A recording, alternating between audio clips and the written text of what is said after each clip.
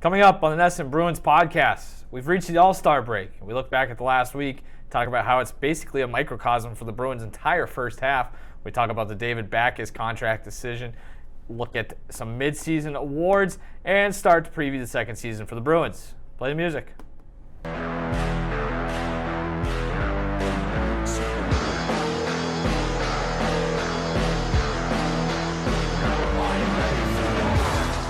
Hey there. Welcome to NESN Bruins podcast, NESN.com. It's Mike Cole, joined, as always, by Logan Mullen. Logan, how are you? Good. You sound particularly enthused today, Mike. Well, so I was thinking about it, and there is something to be said about, like, just the lameness or the facade that comes with a podcast open, where, like, I don't know, I guess I'm probably supposed to be like, welcome, but, like, you know, if you...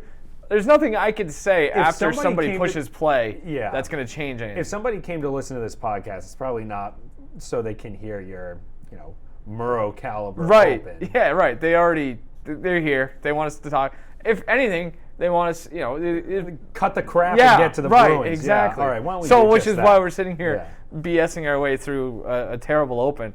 Let's do. One might argue that was our best. Well, that's my point. Thank you. Exactly. That's why I changed it. It spurred conversation. Right. See, I brought the life out of you. It worked for everyone. Well, by having no life, I was exuding life. All right, sure. This is my everyday. All right, so we are here to talk about the Bruins. The Bruins are at the All-Star break, and so we'll kind of just, I guess, get into the first half of the season. We'll start, I guess, with a quick recap of the week, as we typically do. There was one big storyline, the David Backes thing. We'll get to that, and we might also touch on some midseason awards or critique other people's midseason awards, as it were. Because we don't get votes. Correct, and you know what? Judging on some of the people they give those votes to, I don't think we want those votes. Yeah, that's true. I wouldn't want to have to bear the cross of some of these Nimrods, I guess, given some of the ballots that they fill out, some of the takes I've seen on Twitter. Yeah, right. Some of the I'm not going to go there. Anyway, so Bruins are at the All-Star break. They are 29-10-12. That's good for 70 points. First in the Atlantic Division.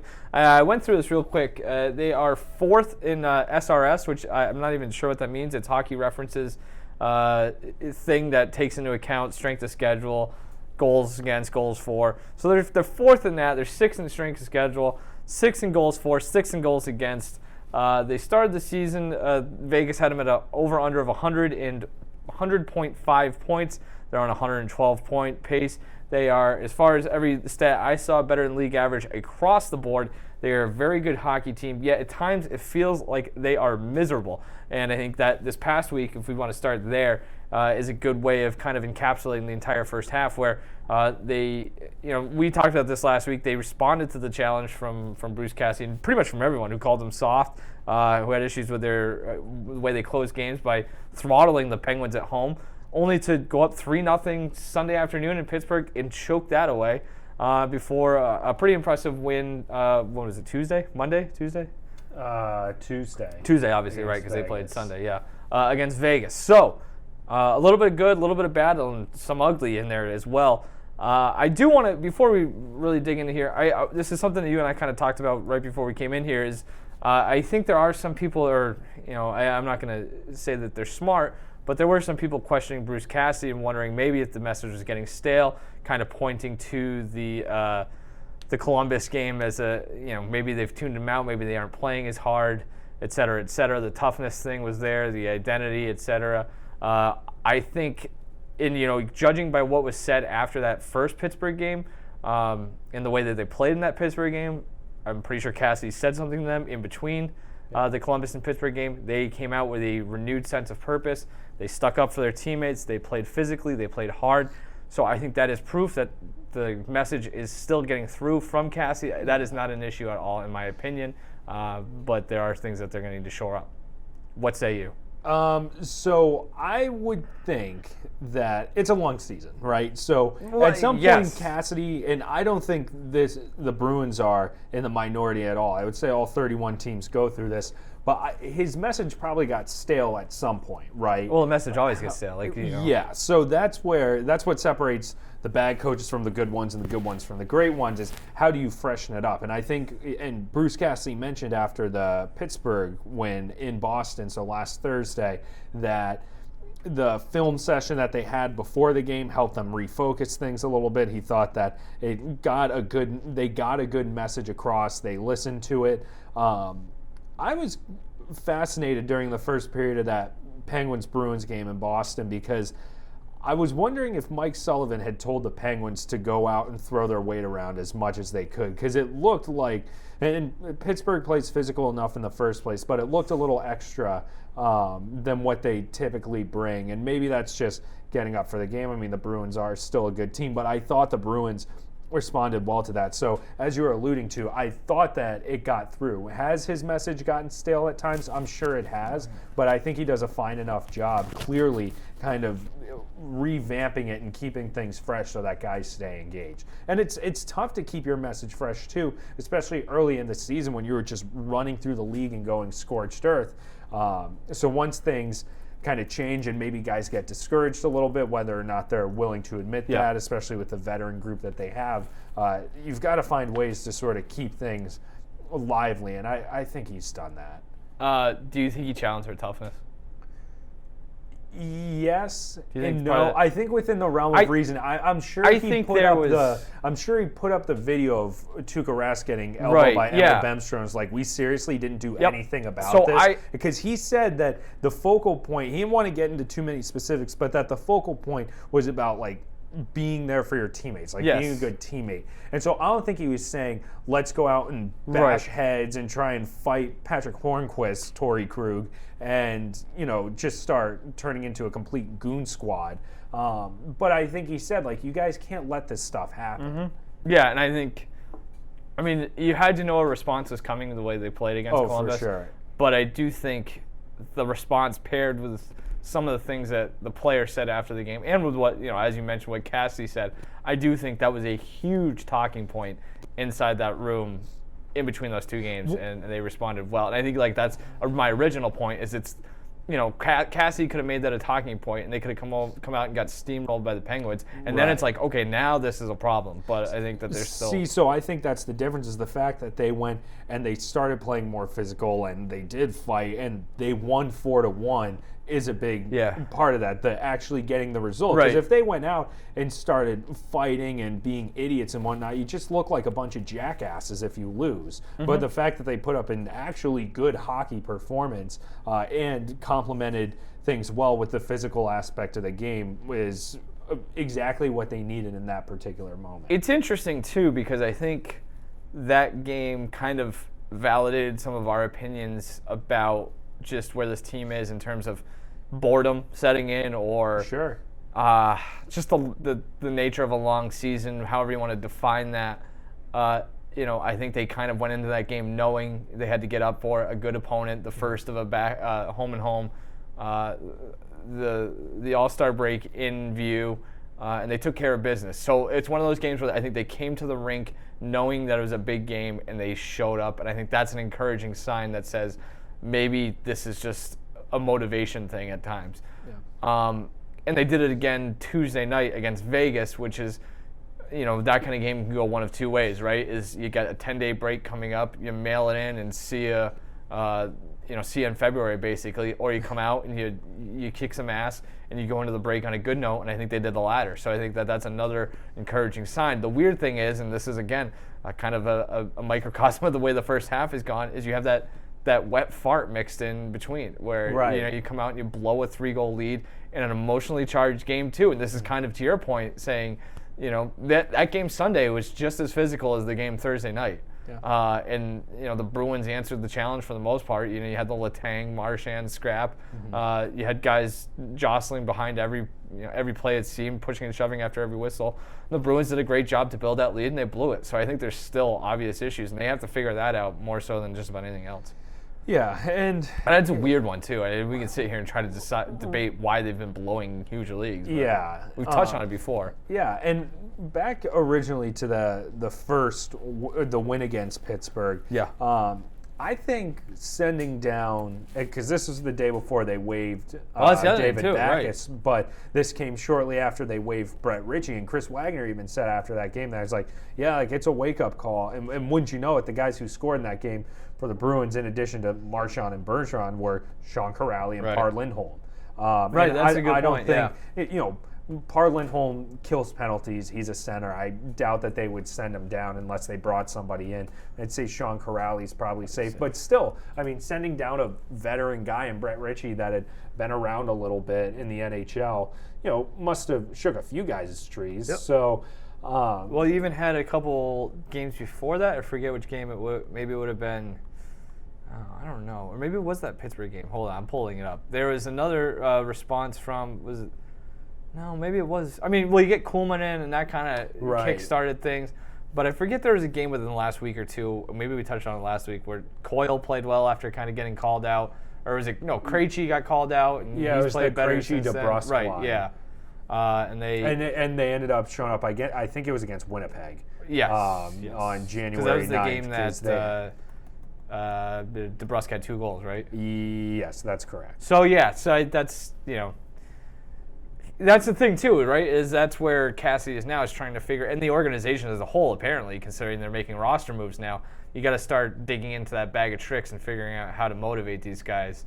And maybe this is another thing too, is they come back from the All-Star break, and it's just, all right, we got to the break, we had our fun, we went to the beach, we went and hung out with Milan Lucic and Nathan Horton, as David Krejci did.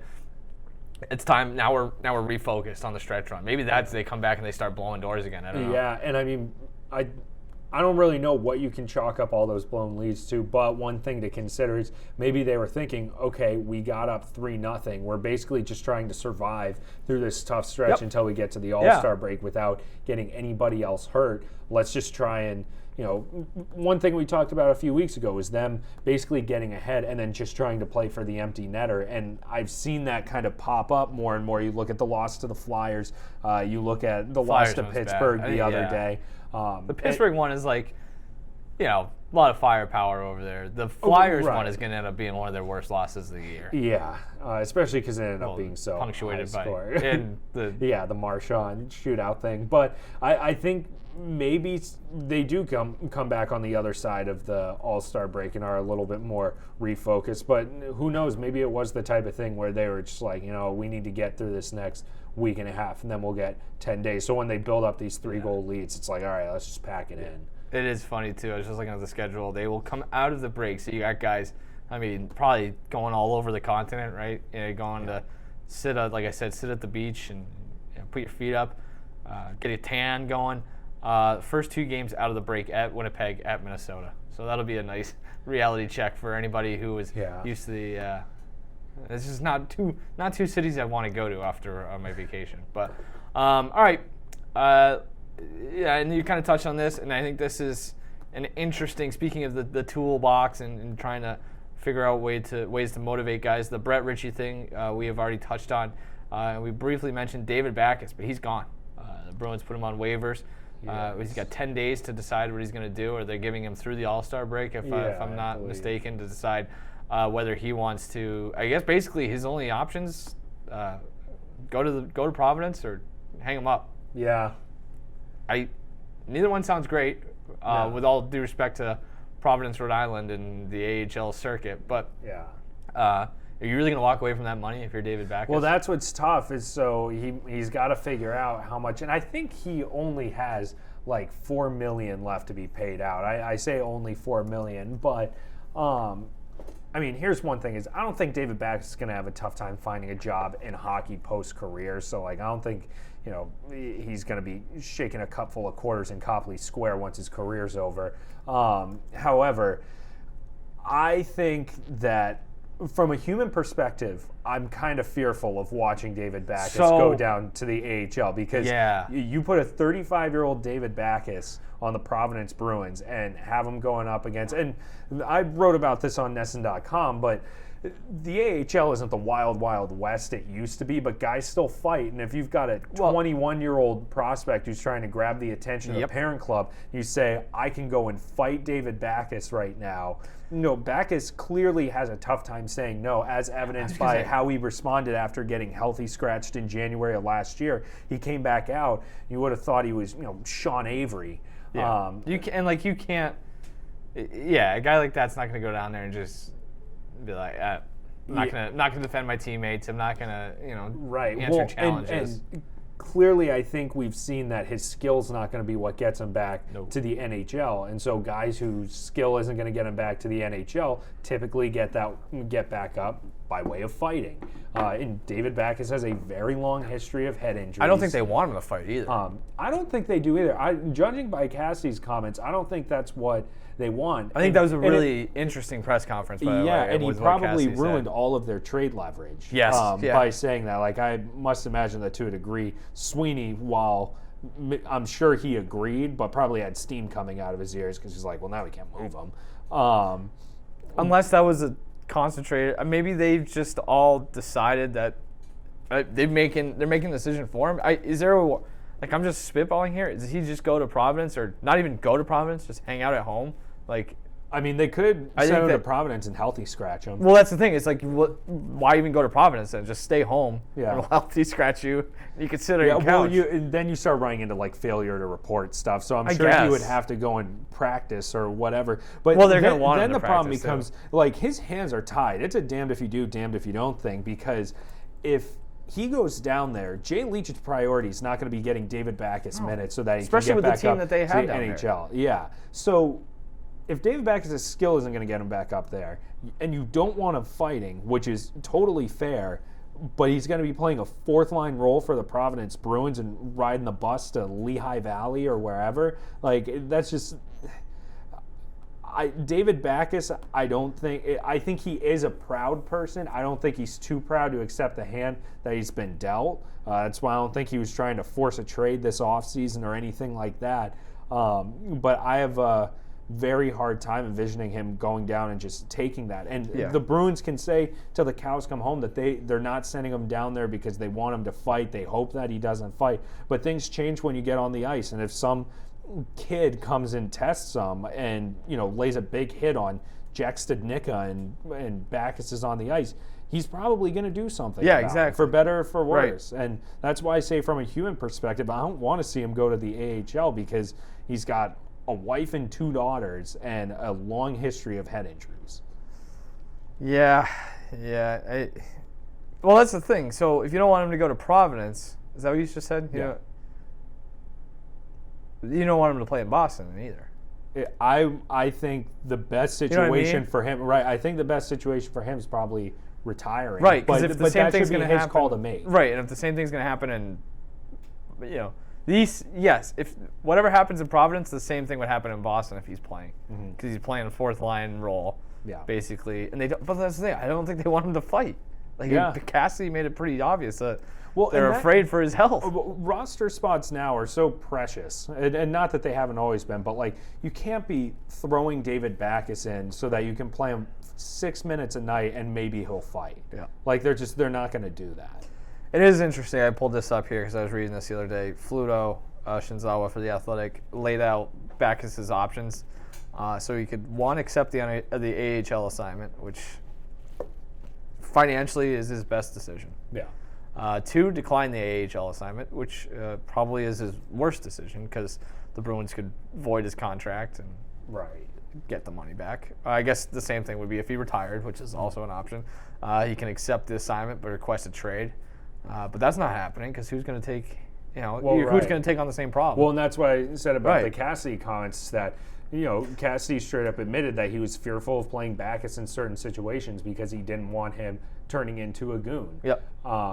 And I mean, you look at what the Maple Leafs had to give up to shred Patrick Marleau this past offseason. Right. Marleau's still a halfway useful player. He was playing on the third line for Toronto last year, and he wasn't exactly what he used to be. But it would take a high pick and a prospect, I'm thinking, at least a mid-level prospect to get rid of the David Backes money. and you send him to a team with space that's going to buy him out at the end of the year, and it is what it is. But is that really something the Bruins want to do? Well, and then so the other thing is he can finish the season. I think this is the most likely thing Fluto mentions. Finish the season in Providence and revisit his options. And he's got a $1 million signing bonus that he can collect on July 1st, and maybe collects that and then just calls it quits. Walks away from $3 million. And as Fluto mentions, he's made about $55 million in his career. So what's, easy for me to say.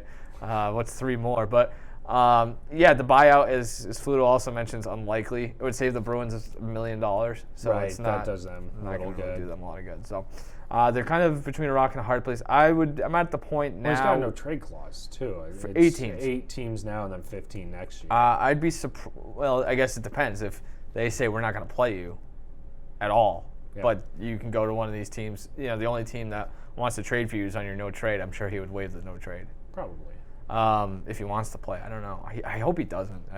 To be honest. Yeah. With you. What else was I going to say about that? I forget. So that's very well done by me. It must have been Bacchus related, but I guess it's not important. Damn it. It's a bummer. Shameful. It stinks. It stinks for him, but at the same time, he's made his money, so good on him. That's what I was going to say. My prediction is he doesn't play another hockey game. It wouldn't shock me. I think really he wouldn't. Reports maybe there's some sort of agreement that we're not going to play you. Yeah. Just hang out, make your money, show these kids how to be pros, get to July 1st, get your $1 million, and walk away. Yeah. I don't know. I wonder if they set up that kind of agreement with them in Providence and just be like, we'll healthy scratch you every game. That's what I'm saying, yeah. I think. And basically you're on vacation until the offseason, and then maybe the agreement is he walks away and forgoes the other 3. But I don't know. It's like the guy wants to play hockey. It's kind of hard to. Well, see, and that's where they're going to run into an issue in Providence is that if he really wants to play and he's hell-bent on playing and they have a roster spot for him, I'm sure he'll be happy as a clam just playing. But it's when things spiral out of control and all of a sudden it's Providence Bruin enforcer David Bacchus fighting a couple times every weekend. That you start to get into a bit of a dicey area, especially if you're the parent club and you know that the likelihood of Bacchus coming back up is slim to remote. Yep. Yeah, that's the thing. A lot has to happen for him to be. Maybe he comes up and he's a black ace in the playoffs or something. I don't know. I don't know. All right, let's get to, before we get out of here, the PHWA put out its midseason NHL awards. I don't know, you mentioned this. Is there anything in specific you want to mention? Well, I should pull them up first. So the only real Bruins connections here, from our standpoint, is among. So what is this? Is this everybody? They fill out. I'm pretty sure the PHWA fills out ballots, the midseason which is so ballots. Weird, but I kind of like it. I don't know. Today, here's where they'd vote. Let's see. This year, 117 writers representing 31 chapters completed ballots for 10 midseason awards. So this is 117 writers. The Hart Trophy for most valuable player, Connor McDavid, number 1. Nathan McKinnon, number 2, and David Pastrnak for Boston Bruins, number 3. And the other Bruins connection was Patrice Bergeron, number 2 in Selke voting, behind Sean Couturier of the Philadelphia Flyers, and one notch above Ryan O'Reilly, which is not surprising at all. Let's see, anything else in here? That doesn't look like it. So yeah, no Tuukka Rask in the Vezina conversation, but when you look at Darcy Kemper rolling in at 3rd, and he's been, in my estimation, the best goalie this season. It's like, well. And the workload, I think Tuukka's days of winning the Vezina are gone. That's just the way it is. Yeah. I don't think the workload's going to be there. I guess maybe you can make a case for Bruce Cassidy for the Jack Adams, but I don't know. I probably would not. See, I thought that Jack Adams was interesting. I liked John Tortorella at 2nd. Because if the Blue Jackets make the playoffs, considering all the injuries that they went through and the fact that their roster was gutted of their best forward, and their 2 best forwards, if you want to include Duchesne, as well as their starting goaltender. The fact that they are very much in the thick of the playoff hunt is not insignificant. I like the that Sullivan. words Mike Sullivan. I like the John Sullivan Tortorella, one. I mean, Sullivan with the Crosby's been hurt for a good chunk of the year. They've had injuries as well. So. In terms of the Hart Trophy, so I don't know how spicy this is, but for one, I'm glad that Draisaitl is not in the top 3 because while still a very talented player, I do think he rides on the coattails of Connor McDavid a little bit. That helps. But if there's a Bruin that should be there, I think I've decided it should be Brad Marchand instead of David Pastrnak, largely because of how much, and he was never bad in the first place, but how much more of a defensive presence Marchand has been this season. And he's, long been a penalty killer, but he's been sensational in that end this season. And a typically good defender. And when his point totals are keeping pace with Pastrnak, I think, without looking, I think Pastrnak has like 70 points and Marchand's at 65 or something like that. When you consider the defensive aspect of his game, you could probably argue that Marchand's been a more valuable player this year. This is a Mike Cole take from a couple weeks ago. I would be, if I had a vote, and I would not have a vote, I wouldn't be a good voter because I don't watch, I'll be honest, I don't watch a ton of games outside the market. But I'd think long and hard about giving Brad Marchand a Selke vote. Yeah. Because to everything you just said, I think the level of offense that he provides in addition to that defense, and I guess, the knock on him, or if you even want to call it that, or where he loses points is the fact that he gets to play with Bergeron. And so maybe the defensive metrics are a little skewed. So do a lot of these guys, right? They play with top lines. I mean, and that's why for a while I thought Nathan MacKinnon probably should be the top guy because he was doing what he was with Landeskog hurt, and Mikko Rantanen hurt as well. Like he was basically single-handedly keeping Colorado in the playoff hunt early in the year. David Pastrnak's 23 years old. Yeah, that's pretty nuts and on a very team-friendly deal. Yikes. How about Dougie Hamilton, third in Norris Trophy voting? He's going to fall off now. He's not going to win it now, which is a shame, but he had been so good. Yep. Let's see, anything else in here that kind of stands out? I mean, Cale Makar is obviously the runaway. Represent UMass, I was going to say, Cale Makar winning the Cale Makar Trophy. You might as well name it the Cale Makar Trophy after he wins it this year. That's the Calder. He was getting some even Hart Trophy buzz through 3 weeks or so of the season. Not so much anymore, but or Norris even. Is he in the Norris? No. So that's Carlson, Yossi, and Hamilton. That'll change. How about Willie Nylander leading the Comeback Player of the Year award? Where, I mean, his missteps last year is that he held out until December 1st and then just was objectively bad on their third line playing with Marleau and Kadri. Yeah. And that, I mean, he's been good this year. And it's like, what's Willie Nylander like? 25. Yep. So it's a big market or whatever. Yeah, he's 23.